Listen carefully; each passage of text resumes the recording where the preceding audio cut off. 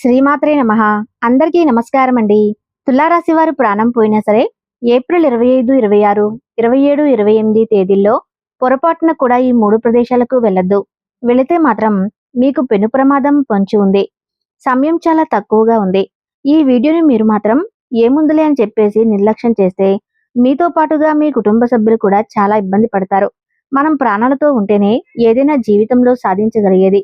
మన ప్రాణాల కన్నా కూడా ఏదీ విలువైనది కాదు, ముఖ్యమైనది కాదు. ఎందుకంటే ముఖ్యంగా మనం చెప్పినటువంటి ఈ తారీఖుల్లో ప్రమాద గడియలు అనేవి మనకు మొదలవబోతున్నాయి. ఏప్రిల్ 25వ తారీఖున మనకు గ్రహాలు అనుకూలంగా లేవు. దానికి ముందు రోజుల తర్వాత రోజులు అలాగే ఆ రోజు కూడా ఏంటంటే నెగిటివ్ అనేది కూడా ఎక్కువగా ఉంది. ఈ 3 ప్రదేశాలు అంటే ఈ 3 ప్రదేశాల్లో వచ్చేటప్పటికి మేము చెప్పినటువంటి తారీఖుల్లో దుష్టశక్తులు అనేవి చాలా ఎక్కువగా తిరుగుతూ ఉంటాయి. ఎందుకంటే ఈ సమయం మీకు అనుకూలంగా లేదు కాబట్టి. పొరపాటున కూడా మేము చెప్పేటటువంటి ఈ తారీఖుల్లో మాత్రం అస్సలు వాటి జోలికి కూడా వెళ్ళొద్దు. అక్కడ చెడు అనేది విపరీతంగా ఉంటుంది. అక్కడికి వెళితే మాత్రం మీరు మృత్యువుని మరీ వెతుక్కుని వెళ్ళినటువంటి వారు అవుతారు. కాబట్టి పొరపాటును కూడా ఆ ప్రదేశాలకు వెళ్ళొద్దు. ఆ ప్రదేశాలు అనేవి చాలా అంటే చాలా నెగిటివ్గా ఉన్నటువంటి ప్రదేశాలు. ఇప్పుడు మనకి ఏప్రిల్ చివరాఖరుకు వచ్చేసరికి సమయాల్లో ఎక్కువగా నెగిటివ్ అనేది పొంచి ఉంటుంది. మే నెల మీకు అనుకూలంగా ఉంది. కాబట్టి అలాంటి ప్రదేశాలకు వెళ్ళినప్పుడు మీరు అనుకుంటూ ఉంటారు, ఏంటి మేము ఎంత చేస్తున్నా కూడా మాకు ఎందుకు ఇలా జరుగుతుంది, ఎక్కడో ఏదో తేడా కొడుతుంది, అది ఇదే అని చెప్పేసి చాలాసార్లు మీరు మనసులో అనుకున్నారు. ఆ తేడా అనేది మీకు ఇలాంటి చోట దగ్గర నుంచే మీకు మొదలవుతుంది. ఇన్నాళ్ళు తెలిసి తెలియక వెళ్ళారు, కానీ ఇప్పుడు మాత్రం వెళ్ళొద్దు. అలా వెళ్తే మాత్రం మీకు ఈ చెడు ప్రభావం అనేది ఖచ్చితంగా మిమ్మల్ని పట్టి పిడుస్తుంది. కాబట్టి జాగ్రత్త కోసమే ముందుగా ఈ వీడియో అనేది మీకు చెప్పడం జరుగుతుంది. ఎందుకంటే మీరు దైవాన్ని విపరీతంగా నమ్మేటటువంటి వ్యక్తులు. అలాగే మన ప్రాణాల కన్నా కూడా ఏది ముఖ్యమైనది కాదు. ఆ వారాహి మాతే ఈ వీడియోని మీ కళ్ళ ముందుకు తీసుకొస్తుంది. ఎందుకంటే తులారాశి వారు దైవాన్ని విపరీతంగా నమ్మేటటువంటి వ్యక్తులు. ఏ పని చేసినా వారి మనసులో ఎప్పుడూ కూడా దైవనామస్మరణ అనేది చేస్తూ ఉంటారు. గత కొంతకాలం నుంచి తులారాశి వారు మానసికంగా, శారీరకంగా ఎన్నో రకాలు అంటే వాళ్ళు చేసే ఉద్యోగాల్లో కావచ్చు, వ్యాపారాల్లో కావచ్చు, ఎన్నో రకాలైనటువంటి మానసిక ఒత్తులను, నిద్రలేని రాత్రులను గడిపారు. మీకున్న కష్టాలతో ఎంత మనోవేదన అనుభవిస్తున్నారు అన్నది వారి మనసుకు మాత్రమే తెలుసు. మిగిలిన వాళ్లకు తెలియదు. ఆఖరికి కుటుంబ సభ్యులకు కూడా తెలియదు. ఎందుకంటే కష్టాలన్నీ కూడా వీరి గుండెల్లోనే దాచుకుని సుఖాలను మాత్రమే నలుగురికి పంచాలనుకునేటటువంటి వ్యక్తులు ఈ తులారాశి వారు. కాబట్టి వీరి యొక్క మంచితనం వల్లే వీరు ఇవాల్టి రోజున ఆ వారాహి మాత మీ యొక్క మంచితనానికి ముందుగానే ఒక సంకేతంగా ఈ వీడియో మీ ముందుకు తీసుకువచ్చింది. మీరు గతంలో పడుతున్నటువంటి కష్టాలకు కావచ్చు, కన్నీళ్లకు కావచ్చు, మీరు వెళ్ళినటువంటి ఆ ప్రదేశాలు కూడా మీ జీవితం మీద బలమైనటువంటి ప్రభావాన్ని చూపిస్తూ ఉన్నాయి. కాబట్టి తెలియక ఏదో జరిగిపోయింది, గతం గతః, ఇప్పటి నుంచి అయినా సరే మీరు పొరపాటును కూడా ఆ 3 ప్రదేశాలకు వెళ్ళొద్దు. ముఖ్యంగా మేము చెప్పినటువంటి ప్రత్యేకమైనటువంటి తారీఖుల్లో ఇంకా మీకు అవకాశం ఉంటే ఈ ఏప్రిల్ నెలాఖరు వరకు ఈ 3 ప్రదేశాలకు పొరపాటును కూడా వెళ్ళొద్దు. అలా వెళ్తే మాత్రం మీకు ఆ నష్టం అనేది ఇక నేను చెప్పేది కాదు. కాబట్టి అలాంటి ప్రమాదం మీకు, మీ కుటుంబానికి జరగకూడదు, అలాంటి బాధ మీరు అనుభవించకూడదు అన్న ఉద్దేశంతోటే ఈ వీడియో మీకు చెప్పడం అనేది జరుగుతుంది. కాబట్టి ఎవరైతే వారాహి మాతను మనస్ఫూర్తిగా నమ్ముతారో వాళ్ళు తప్పకుండా తులారాశి వాళ్ళు వీడియోకి ఒక లైక్ ఇచ్చి సపోర్ట్ చేయండి. మీరు లైక్ చేయటం వలన వెంటనే ఆ వారాహి మాత యొక్క ఆశీస్సులు అనేవి మీకు ఏదో ఒక రూపంలో తప్పకుండా అంది మీరు మంచిగా శుభవార్తను వింటారు. మీ జాతక దోషాలన్నీ కూడా తొలగిపోతాయి. అలాగే మీరు లైక్ చేయటం వలన మీలాగా ఇంకొంతమంది తులారాశి మిత్రులకు చేరి వారు కూడా ఉపయోగించుకునే అవకాశాన్ని మీరు కల్పించినటువంటి వారు అవుతారు. వాళ్ళ యొక్క కుటుంబాలను మీరు కాపాడినటువంటి వారు అవుతారు. కాబట్టి మీ యొక్క లైక్ అనేది నలుగురు ప్రాణాలను కాపాడటానికి ఉపయోగపడుతుంది. కాబట్టి తప్పకుండా ఒక లైక్ ఇచ్చి మాకు సపోర్ట్ చేయండి. అలాగే ఈ వీడియో చూసే ముందు జై వారాహి మాత అని కామెంట్ చేయండి. అలా కామెంట్ చేయటం వల్ల మీకు అంతా కూడా శుభం కలుగుతుంది. ఆ వారాహి మాత యొక్క ఆశీస్సులతో మీకున్నటువంటి కీడు, దోషాలు, అడ్డంకులు, మృత్యు దోషాలు కావచ్చు, వాహన గండాలు కావచ్చు, ఇవన్నీ కూడా పూర్తిగా తొలగిపోయి మీకు అదృష్టం, ఐశ్వర్యం అనేవి మీ సొంతం అవుతాయి. తులారాశి అనేది రాశి చక్రంలో 7వ రాశి. ఈ రాశికి అధిపతి శుక్రుడు. చిత్తా నక్షత్రం 3, 4 పాదాలు, స్వాతి నక్షత్రం 1, 2, 3, 4 పాదాలు, విశాఖ నక్షత్రం 1, 2, 3 పాదాల్లో జన్మించినటువంటి వారు తులారాశి వారి కిందకు చెందుతారు. తులారాశి వారి గురించి మనం ముందుగా చెప్పాల్సి వస్తే, తులారాశి వారు చాలా తెలివైనటువంటి వారు, సమయస్ఫూర్తి కలిగినటువంటి వారు, అలాగే కష్టాల్లోనూ సుఖాలను రెండిటినీ కూడా సమానంగా చూడగలిగినటువంటి వ్యక్తులు, బ్యాలెన్స్ కలిగినటువంటి వ్యక్తులుగా చెప్పుకోవచ్చు. కొంతమందికి కష్టాలు వచ్చినప్పుడు కుంగిపోవటము, సుఖాలు వచ్చినప్పుడు పొంగిపోవటము ఇట్లా చేస్తూ ఉంటారు. కానీ తులారాశి వారు కష్ట సుఖాలను సమానంగా చూడగలిగి వాటికి పరిష్కారం ఏంటి అనేది ఆలోచించేటటువంటి వ్యక్తులు. అంతేకాని కూర్చుని బాధపడటం, ఏడవటం వీరికి చేత కాదు. మీకు బాధ ఉందని ఇక్కడ నేను చెప్పటం లేదు. కాకపోతే ఎంతవరకు తీసుకోవాలా అన్నది మాత్రమే వీళ్ళు అలా ఆలోచిస్తారు. ఈ విధంగా తులారాశి వారికి ఒక మనస్తత్వం అనేది చిన్న వయసు నుంచి కూడా డిఫరెంట్గా ఉంటుంది. బ్రతికితే వీరిలాగే బ్రతకాలి అన్నట్లుగా నలుగురు కూడా వీరికి ఆదర్శంగా తీసుకునేంత గొప్పగా బ్రతుకుతూ ఉంటారు. కుటుంబాన్ని అమితంగా ప్రేమించేటటువంటి వ్యక్తులు ఈ యొక్క తులారాశి వారు. తులారాశి వారు కుటుంబం కోసం ఎంత కష్టాన్నైనా భరిస్తారు. వాళ్ళ యొక్క ముఖ్య ఉద్దేశం ఏంటంటే కుటుంబాన్ని, కుటుంబంలో ఉన్నటువంటి వాళ్ళని, అంటే వాళ్ళ జీవిత భాగస్వామిని కావచ్చు, లేదా వారి బిడ్డల్ని కావచ్చు, తల్లిదండ్రుల్ని కావచ్చు, సుఖంగా సంతోషంగా ఉంచాలి. బయట వీరి వల్ల ఎక్కడా కూడా వారికి మాట అనేది రాకూడదు అని చెప్పేసి ఆ యొక్క అన్ని రకాలైనటువంటి మంచి కట్టుబాట్లతో పెరిగి సాంప్రదాయంగా పెరిగినటువంటి వ్యక్తులు, అన్ని రకాల సిద్ధాంతాలు నమ్మేటటువంటి వ్యక్తులుగా చెప్పుకోవచ్చు. కాబట్టి వీరి యొక్క మనస్తత్వం అనేది చాలా గొప్పది. అలాగే దైవాన్ని విపరీతంగా నమ్ముతూ ఉంటారు. దైవానికి సంబంధించిన కార్యాలు, పూజలు, అలాగే గుళ్ళకు సంబంధించినటువంటి దాన ధర్మాలు ఇలాంటివి కూడా ఎక్కువగా చేస్తూ ఉంటారు. కాబట్టి దైవం యొక్క అనుగ్రహం కూడా వీరి మీద చాలా ఎక్కువగా ఉంటుంది. అయితే మీరు చేసినటువంటి పూజలు కావచ్చు, దాన ధర్మాలు కావచ్చు, ఇలాంటివన్నీ కూడా మీకు చెందకుండా ఉండటానికి మీరు ఇప్పటికీ ఈ రోజుకు చేస్తున్నటువంటి పొరపాటు ఏంటంటే, మీరు తెలిసి తెలియకుండా ఆ 3 ప్రదేశాలకు వెళ్ళటం. అలాంటి ప్రదేశాలకు వెళ్ళటం వలనే మీ జీవితంలో అంతా ఉన్నా కూడా ఎక్కడో ఆ వెలితి ఉంటుంది చూడండి. దానికి కారణం ఏంటంటే ఈ 3 ప్రదేశాలు. ఎందుకంటే ఆ 3 ప్రదేశాలు అనేవి పూర్తిగా నెగిటివ్‌తో నిండిపోయి ఉన్నాయి. దుష్ట శక్తులతో నిండిపోయి ఉన్నాయి. వాటి యొక్క ప్రభావం అనేది మీరు ఎంత వద్దనుకున్నా, ఎంత కాదనుకున్నా కూడా మీ మీద ఖచ్చితంగా పడుతుంది. ఇంకా మీ అదృష్టవశాత్తు పూర్తిగా మీరు అందులో మునిగిపోవటం లేదు. ఆ దైవం మిమ్మల్ని కాపాడబట్టి, మీ యొక్క అదృష్టాన్ని బట్టి, అంటే మీ జాతకం ప్రకారంగా కూడా మీరు చాలా అదృష్టవంతులు. ఆ అదృష్టం వలన ఈ మాత్రమైనా ఆ నెగెటివ్ అనేది మీ మీద పడటం లేదు. లేకపోతే ఇంకా మీరు చాలా దెబ్బతినాల్సినటువంటి వాళ్ళు. ఏదైనా సరే వచ్చి చిన్న గోరుపాటు అయినా వెళ్ళిపోతుంది.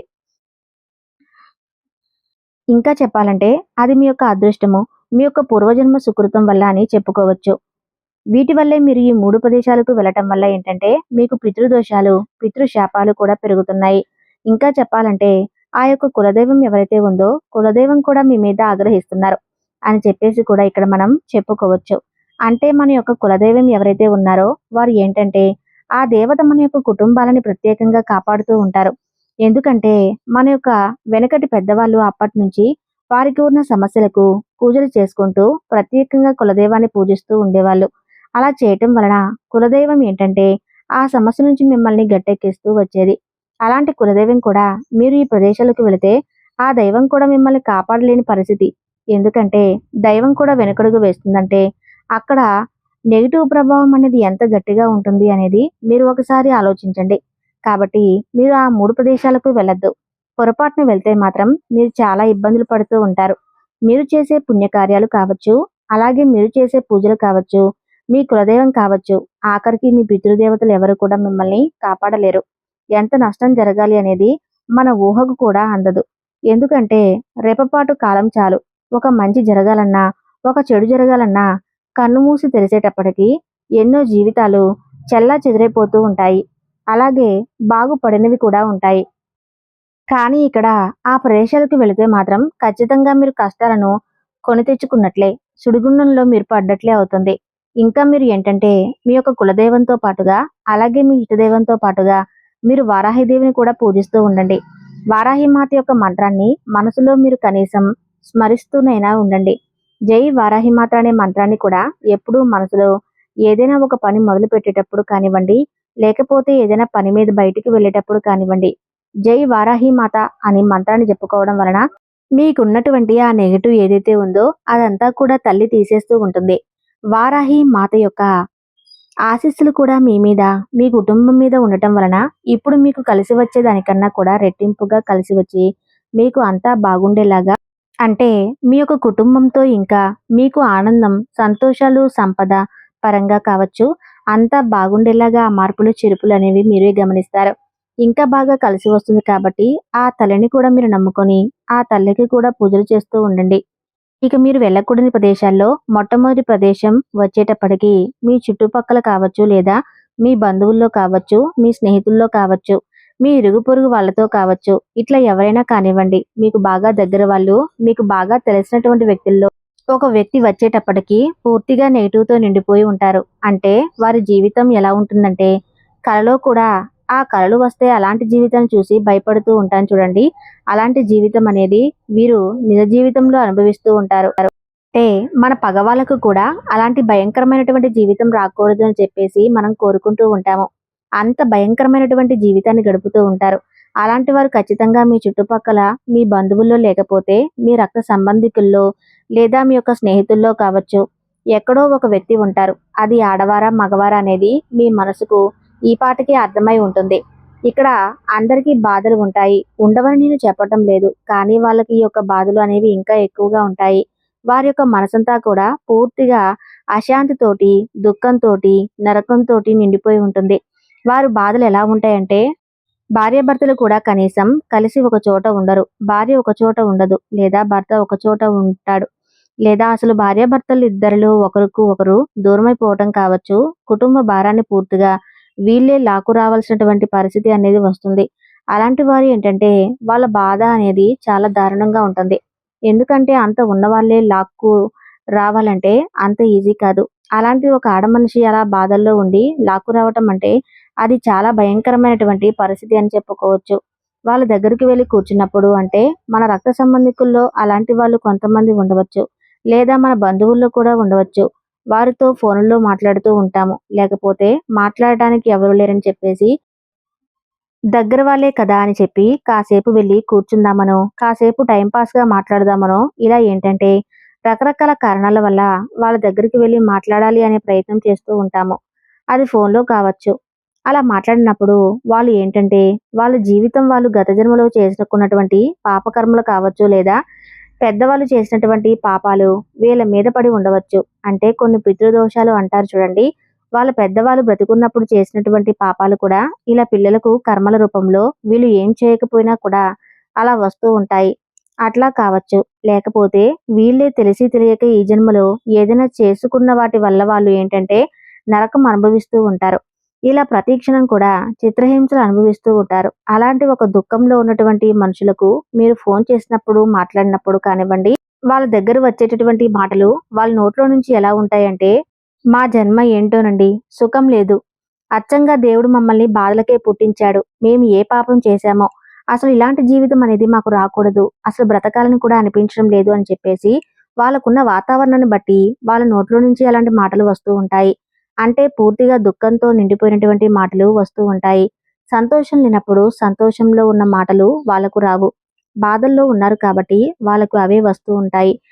అలాంటి వాళ్ళ బాధలు మనం తీసేసి ఏమీ లేదు కానీ, వాళ్ళ మాటలు వినటం వల్ల ఏంటంటే కాస్తో కూస్తో మనలో ఉన్నటువంటి ఉత్సాహము, ఆనందం అవి కూడా తగ్గిపోయి, మనం కూడా నెగెటివ్ రూట్‌లోకి వెళ్ళిపోయి, మనం కూడా అట్లా నెగెటివ్‌గా ఆలోచించే అవకాశాలనేవి చాలా ఎక్కువగా ఉంటాయి. ఆ నెగెటివ్ అనేది వాళ్ళతో మాట్లాడినప్పుడు, వాళ్ళ దగ్గరికి వెళ్ళినప్పుడు ఖచ్చితంగా మీకు కూడా పట్టుకుని, మీకు చుట్టుకునే అవకాశం అనేది ఉంటుంది. కాబట్టి అలాంటి వ్యక్తులతో మాట్లాడే ప్రయత్నం అనేది దయచేసి చేయవద్దు. అలాంటి వాళ్ళ ఇంటికి వెళ్ళవద్దు. మీకు చేతైతే ఏదైనా సహాయం చేయండి. వాళ్ళకి ఏదైనా ఒక డబ్బు రూపంలో కానీ, లేకపోతే ఏదైనా వస్తువు రూపంలో కానీ, కాస్త ఏదైనా మీరు సహాయం చేయండి. బాగా ఇబ్బందుల్లో ఉన్నవారికి సహాయం చేయండి, తప్పులేదు. దానివల్ల మీకున్నటువంటి దోషాలు కూడా పోతాయి. వాళ్ళకి కూడా మీరు చేసింది కాస్తో కూస్తో సహాయంగా ఉంటుంది. మీకు కలిసి వస్తుంది. ఇక వెళ్ళకూడని ప్రదేశాల్లో రెండవది ముఖ్యమైనటువంటి ప్రదేశం వచ్చేటప్పటికి ఏంటి అని అంటే, మీరు ఎవరైతే అంటే మంత్ర తంత్ర పూజలు చేస్తూ ఉంటారు. అంటే కొంతమంది చెడు పూజలు, ఇంకా చెప్పాలంటే చెడు ప్రయోగాలు చేస్తూ ఉంటారు. అంటే వాళ్ళ దగ్గర ఎప్పుడూ కూడా మామూలుగా దైవానికి సంబంధించిన పూజలు చేయటం వేరు. కానీ వీళ్ళు చేసే పూజలు ఎలా ఉంటాయంటే దుష్ట పూజలు, చెడు ప్రయోగాలు, ఎదుటివారిని నాశనం చేయడానికో, ఎదుటివారిని వశం చేసుకోవడానికో ఇలా కొంతమంది కొన్ని రకాల పూజలు చేస్తూ ఉంటారు. అలాంటి వాళ్ళు ఉన్నటువంటి ప్రదేశాలకు కూడా, ఇళ్లకు కూడా పొరపాటును కూడా మీరు వెళ్ళొద్దు. మీకు ఏదైనా సమస్య వచ్చిందని చెప్పి మీరు కూడా అలాంటి వారి దగ్గరికి సహాయానికి మీరు వెళ్ళవద్దు. ఎందుకంటే వాళ్ళ కళ్ళల్లో మీరు పడ్డారే అనుకోండి, అలాంటి చెడు ప్రయోగాలు మీ మీద చేసే అవకాశం కూడా ఉండొచ్చు. కాబట్టి దయచేసి అలాంటి వాళ్ళు ఉన్న మనుషుల దగ్గర ఉన్నటువంటి ప్రదేశాలకు మీరు పొరపాటును కూడా వెళ్ళవద్దు.